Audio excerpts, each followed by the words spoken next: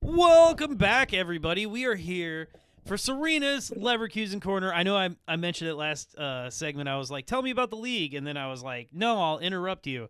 So this is where I want to hear about Leverkusen's, like, how are they faring in the league so far? Because we heard the sky was falling.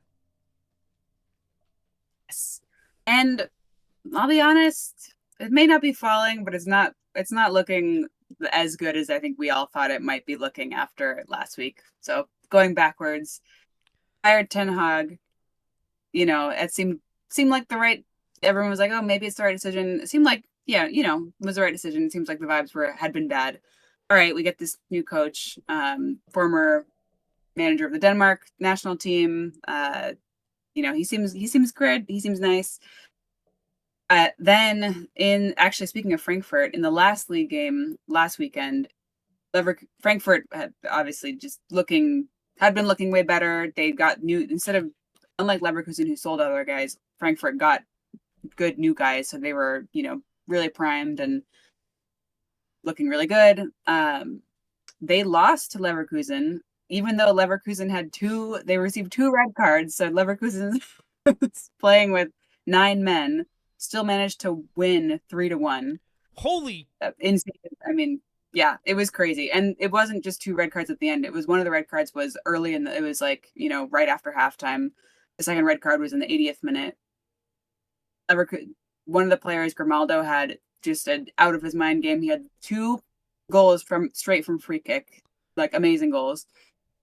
And then Leverkusen, they ended up winning 3-1 again. One of the crazier things I've seen. It's nice to score off set pieces.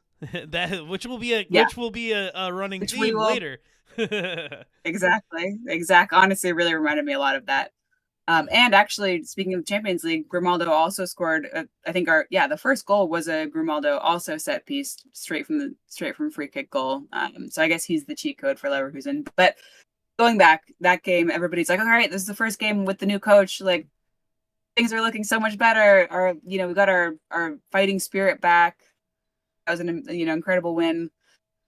Then Champions League, they look not so good. They look just really kind of disjointed, and some of that's to be expected. They are a bunch of new guys that haven't really played together still. And then go to the league game on Sunday and against Gladbach with Giorena. And Leverkusen give up. They didn't lose, but they gave up an equalizer, so it's 1-1 to end the game at home against Gladbach, who's not like it's not like they've been in great form. They just fired their coach. I think this is their first win of or no, maybe they tied a few times, but they haven't won. Well, they have high hopes. Yeah, just from what I hear, they have high hopes over there. Yeah, I don't know who they have planned to right now. I think it's the assistant coach who's manning the ship until they get a new coach. The assistant coach does a really good look. He's got like really long straight blonde hair. He's Polish. He wears the classic like Polish uniform of like skinny jeans and white shoes. He's got some tattoos. It's a look. Hell yeah. But yeah, I'm not sure what's gonna happen there. I did like the look of their former coach who they just fired, who would dress like very Dracula like he always. I think his name is Gerardo Seoane. He would always wear like a really high neck suit, and he had black hair that he gelled and like it was kind of like long, and he tucked it behind his ears. Like, oh, you have to look up a picture of him because yeah, he had a great look. That does sound awesome. You know what? I'm glad. The manager thing over here. It just we have a 2-tier system in MLS of managers. There's the stylish, and then there's the sweatsuit guys, man. And yeah, we need more. We have Greg.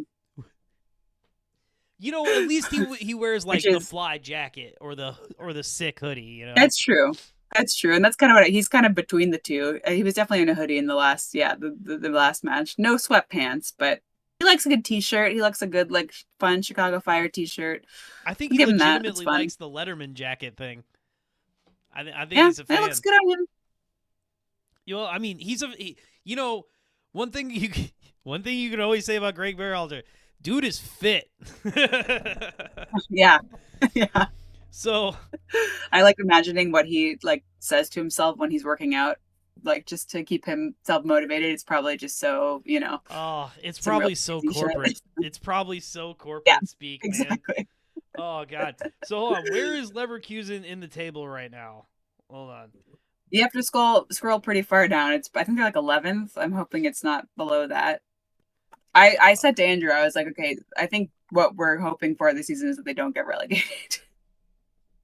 Because Yes. it's tough. I mean, all new players, like it's not looking good. Again, this is the second time that a tie has felt like a loss, which is not the worst place to be in. I mean, it's obviously better than if your team just is actually losing. But it's just not a fun situation to be in where you're just constantly like giving up the lead in the last minute and then leaving with a tie when you should have won. Well, And it's not very exciting. So the one thing about the Bundesliga is because of Bayern and like the top 3 to 5 will rise to the top. But everybody else is a goddamn dogfight. So like really if Leverkusen totally. just keeps it rocking for a minute, they could still rise to the top later, but boy, Yeah. look at what's around you, my man. Like look at all of the look, it's almost like Wolfsburg, Union Berlin, Yeah. Hoffenheim, like Werder Bremen, Yeah. like Hamburg, Yeah. like the Bundesliga is ugly this year. Yeah.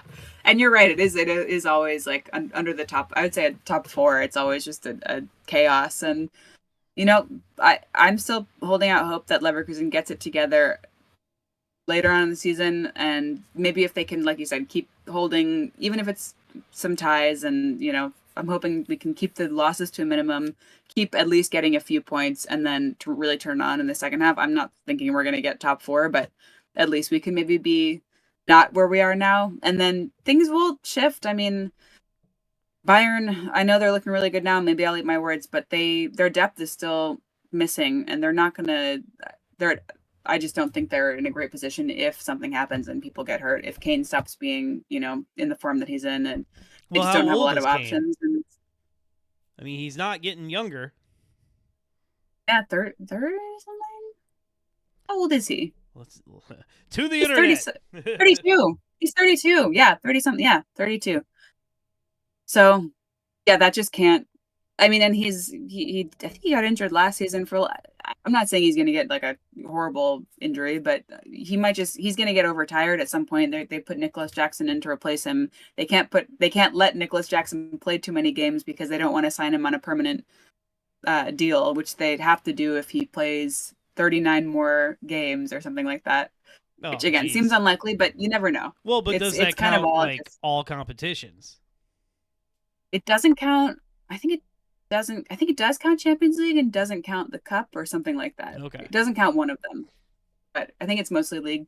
But still, it's not like Byron's like it's guaranteed to keep going this strong the entire time. They might not. So the rest of it, and Frankfurt, who was looking like they were going to be good runners up, they lost in a pretty great game too against Union Berlin on Saturday, where they started coming back, and then they couldn't actually do it, but it was a 3-4 game, so a lot of great goals. Hold on. But I don't think that's a sure thing. Am I a crazy person? Is not 4 if not 5 of the top 10 like recently promoted teams from within the last 2 to 3 years? Cuz Stuttgart Holm definitely, yeah. Cologne was down there, Stuttgart was down there, Freiburg was down there. Well, maybe that's the one I'm wrong about. Hoffenheim was down there Yeah, recently. Union Berlin, like yeah. I don't know. Am I? Oh, It's St. Pauli. insane. Oh, yeah. St. Pauli they came up last year. Cologne was in the second Bundesliga last year and just got promoted again. Uh, yeah. Other than Leipzig and Dortmund, I mean Frankfurt also. I don't think had been relegated recently, but yeah, Stuttgart and even Leverkusen, like before Xabi Alonso. So 4 years ago, they were looking like they were almost going to get relegated. Hoffenheim is still the worst. I mean, we lost to them that Ten Hag first league match Ten Hag game. We lost to Hoffenheim, which is like that should never happen. They are not a good team. They're probably going to get relegated. Like I can't believe they're They're above us ninth. right now. Yeah, it's nuts.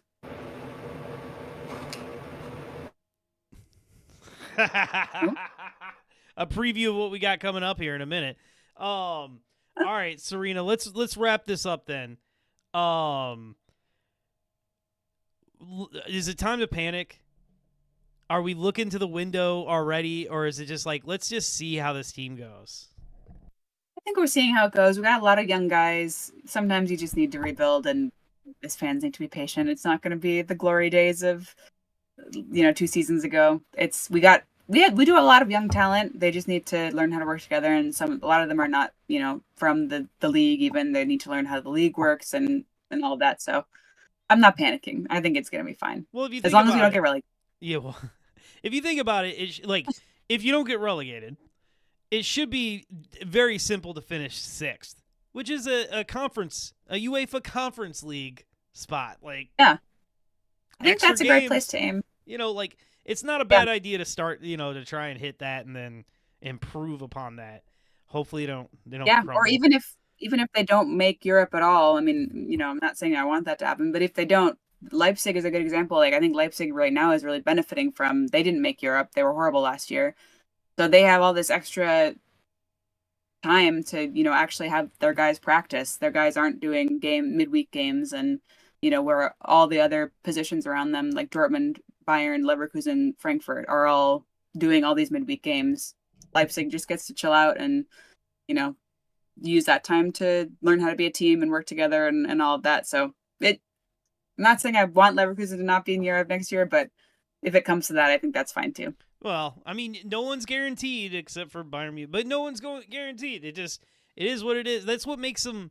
That's what makes these seasons fun. There's so much consequence to it. Yeah. Oh, still getting over being sick.